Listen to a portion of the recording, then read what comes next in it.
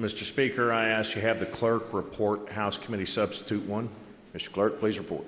House Committee Substitute 1 to Senate Bill 103. Gentleman from Boyd. I move for adoption, Mr. Speaker. Question before the body is on adoption of House Committee Substitute 1. Is there any discussion? Seeing none, all those in favor please signify by saying aye. Aye. All opposed, nay. Motion carries. House Committee Substitute 1 is adopted. Gentleman from Boyd. Thank you, Mr. Speaker. This bill is brought by Senator Carroll, and he brought this because Kentucky is listed as number 48th in ranking for people with disabilities for employment.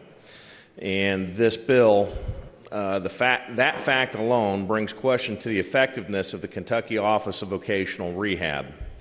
This bill is in response to the statistics we just mentioned, and what this bill effectively does is it brings needed transparency to the Office of Vocational Rehab. It requires them to promulgate regulations governing the service, personnel, administration of the vocational rehab services in compliance with KRS Chapter 13A as an alpha.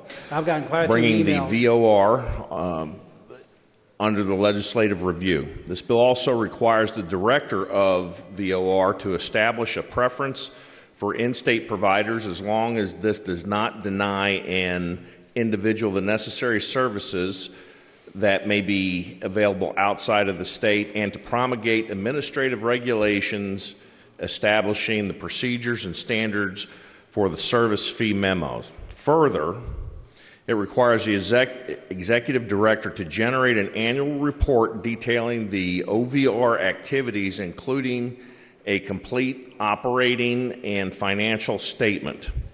And this report will then be given to the governor and to LRC, which will then filter down to the appropriate committees for evaluation. Mr. Speaker, if there are no questions, I move passage of Senate Bill 103 as amended by House Committee Substitute 1.